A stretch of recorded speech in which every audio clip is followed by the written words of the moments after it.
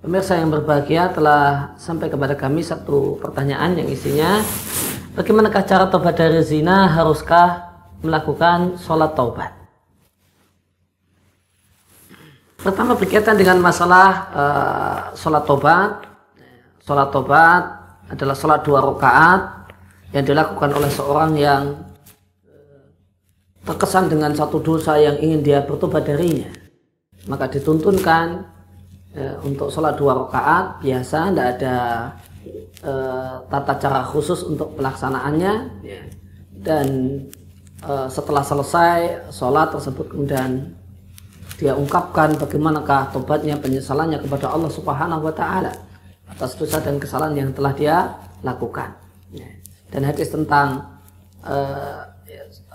sholat taubat ini diriwayatkan oleh Tirmidzi dari sahabat Abu Bakar As-Siddiq radhiyallahu anhu, dan hadisnya mungkin bisa kita katakan diperselisihkan oleh ulama. Sebagian ulama semacam penulis kitab Sahih Fiqh Sunnah menilai hadisnya adalah hadis yang dhaif, hadis yang lemah. Namun sebagian ulama yang lain, diantaranya adalah Al-Hafidz Ibnu Katsir di tafsirnya, menilai hadisnya adalah hadis yang derajatnya hasan. Insya Allah kesimpulan dalam masalah ini, hadisnya adalah hadis yang bisa kita jadikan sebagai landasan untuk beramal. Maka dituntunkan untuk mengerjakan sholat 2 rakaat sebelum orang mengikrarkan tobatnya kepada Allah Subhanahu wa Ta'ala, mengikrarkan penyesalannya kepada Allah Subhanahu wa Ta'ala yang dilakukan setelah menyelesaikan sholat 2 rakaat. Dan ini hukumnya satu hal yang dianjurkan dan bukan satu keharusan. Maka jika ditanyakan apakah harus sholat taubat, jika yang dimaksud dengan harus adalah wajib, maka jawabannya tidak wajib dan tidak harus. Non jika seharusnya dalam artian dianjurkan, maka sholat 2 rakaat, sholat taubat 2 rakaat ini satu hal yang dianjurkan. Maka orang yang memiliki dosa dan kesalahan, semisal berbuat zina, maka kewajiban dia adalah bertobat kepada Allah Subhanahu wa Ta'ala dengan memenuhi syarat diterimanya tobat. 5 poin syarat diterimanya tobat. Pertama adalah tobat tersebut ikhlas karena Allah Subhanahu wa Ta'ala, bukan karena takut aid, bukan karena takut hamil, bukan karena yang lain, karena takut pada Allah Subhanahu wa Ta'ala. Juga orang itu berhenti dari maksiatnya, dari zinanya, namun karena takut aid atau karena takut hamil atau karena ketakutan yang lain, maka ini tobat yang tidak ikhlas karena Allah. Nah, tobat yang benar, tobat tersebut ikhlas karena Allah Subhanahu wa Ta'ala, karena takut dengan azab, takut dengan murka Allah Subhanahu wa Ta'ala. Kemudian yang kedua adalah menyesal, dengan sungguh-sungguh menyesal. Di mana orang yang menyesal, dia akan merasa sedih ketika dan marah dengan dirinya sendiri ketika dia ingat dosa-dosanya. Dia merasa hatinya pilu, bagaikan disayat-sayat sembilu ketika dia mengingat dan mengenang keburukan dan kemaksiatan yang dia kerjakan dan dia lakukan. Kemudian yang ketiga adalah segera hentikan maksiat.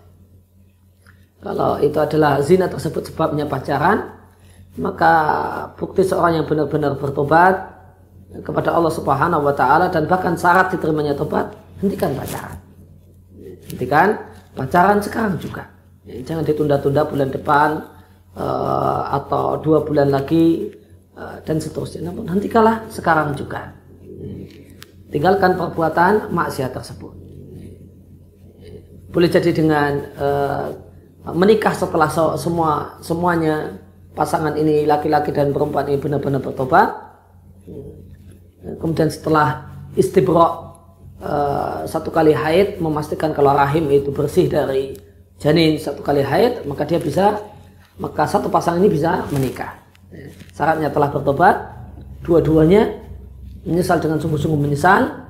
Kemudian yang kedua setelah istibra', maka tidak bisa langsung cepat-cepat menikah.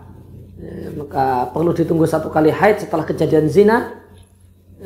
Kemudian baru setelah itu, kalau seandainya keduanya menikah, maka menikah. Jika tidak, maka jika menikah dianggap satu hal yang belum memungkinkan karena masih kuliah atau yang lainnya, maka putuskan hubungan haram saat ini juga. Maka hentikanlah kemaksiatannya dan faktor dan penyebab kemaksiatan.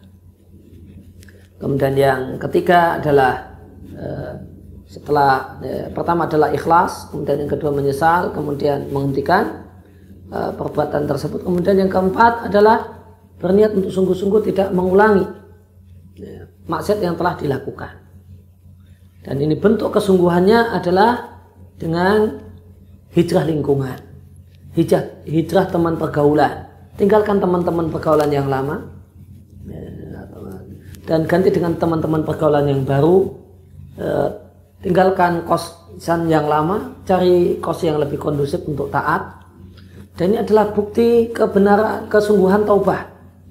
Sebagaimana kisah orang yang membunuh 99 orang, yang kemudian dia lengkapi dengan 100 orang, dia lengkapi sehingga menjadi 100 orang, maka dia disarankan oleh ulama di zaman itu, tinggalkanlah kampung karena kampung adalah kampung yang busuk, kampung maksiat, kampung yang akan menjerumuskan dan mengajak orang untuk terus berbuat maksiat. Berpindahlah engkau ke kampung yang lain, lingkungan yang baru.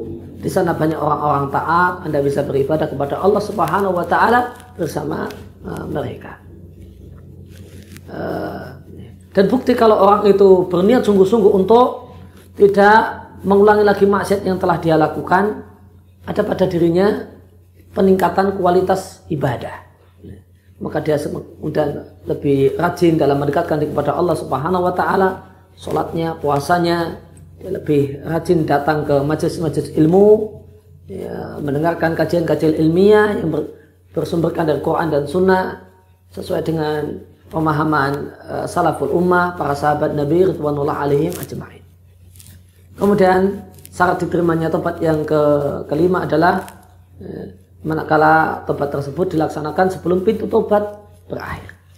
Dan pintu tobat itu berakhir ketika nyawa telah sampai di tenggorokan. Maka orang yang ada pada dirinya memenuhi 5 persyaratan ini, maka dia adalah orang yang sungguh-sungguh bertobat. Dan Allah Subhanahu wa taala menjanjikan bahasanya orang yang benar-benar bertobat, maka dia seakan-akan bagaikan orang yang tidak melakukan maksiat tersebut. Sebagaimana sabda Nabi Shallallahu Alaihi Wasallam dalam hadis yang diriwayatkan oleh Ibnu Majah, derajatnya hasan, Nabi Shallallahu Alaihi Wasallam bersabda, "At-taibu minadz-dzanbi kaman la dzanba lahu." Orang yang sungguh-sungguh serius dan benar-benar bertobat dari satu dosa, maka dia ada seakan-akan tidak pernah melakukan dosa tersebut. Demikian jawaban yang bisa kami berikan. Mudah-mudahan bermanfaat, menjadi ilmu yang nafi', ilmu yang manfaat, ilmu yang membuahkan amal, dan ilmu yang kemudian disebarluaskan kepada yang lain. Demikian.